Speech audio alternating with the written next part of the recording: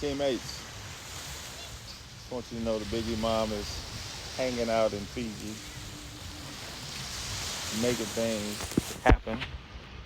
I never would have thought as a young boy, with all of my trauma, with all the things that happened to me, that I can end up in a place like this doing the things that I'm doing. This is not a flex.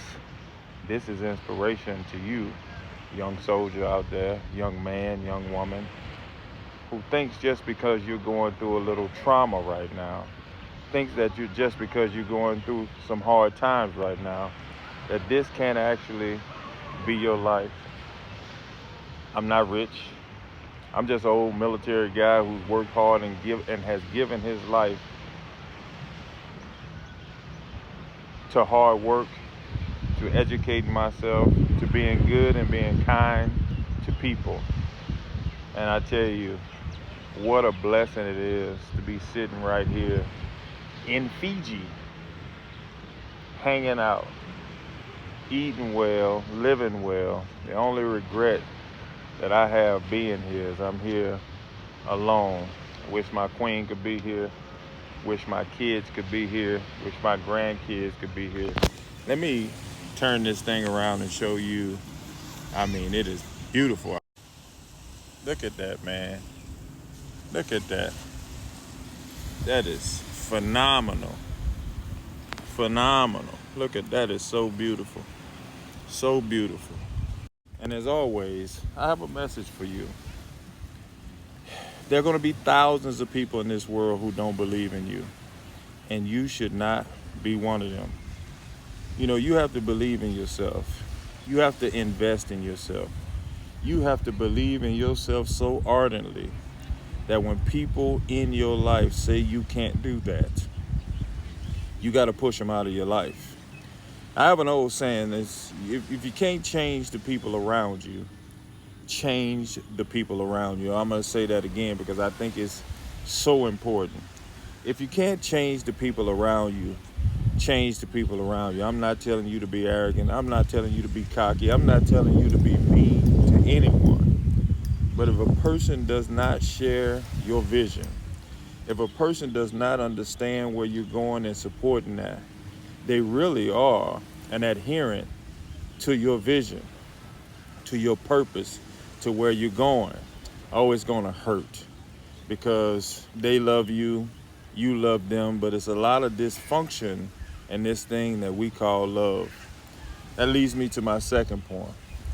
You see, you're the sum total of the 5 people you hang around. You see, these people, it's not that they don't love you, they just don't really know how to love you. They haven't been to a particular spot in time where they're actually achieving on the level that you're trying to achieve, so they can't see it. You know, the scripture calls them blind, deaf and dumb. It doesn't say that they are bad people. They just can't see where you're going. They can't see who you are. They can't see where you're supposed to be. So they place limitations on you. You're the sum total of the 5 people you hang around. You see, even a turtle has to stick his neck out to make progress. What does that mean, chap? It means that you're going to struggle. It means there are going to be times where you crying, your tears are going to be in the pillow.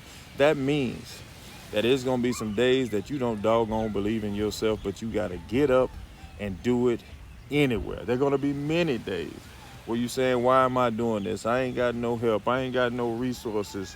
I ain't got nobody who believe in me, which comes to my last statement. If your ship don't come in, swim out to meet it. What does that mean? Well, chap, I can't swim. Well, chap, I ain't got no resources. I can't take swimming lessons. Well, let me tell you something. You better get yourself in 3 feet and practice until you can swim in 4 feet. You better get yourself in 5 feet and practice till you get into 6 feet. You say it's going to take some ardent practice for you to understand and learn how to swim. But let me show you something. If your ship don't come in, swim out to meet. You see that ship out there? That could be your ship. But if you're just going to make excuses, if you're just going to say, I can't ever swim out there, I can't ever swim that far, you're never going to get to that ship. I just want to hit you up with a nice, succinct message from Fiji, a little boy from Alexandria, Louisiana, special education in the 8th grade, failed the 9th, 10th, and 12th grade, expelled from college, shot in the back, 2 Article 15s, chapter paperwork in hand, horrible GT score. I shouldn't be sitting here. Not as at my stature, my grade, and my accomplishment. I could have gave up on myself a long time ago.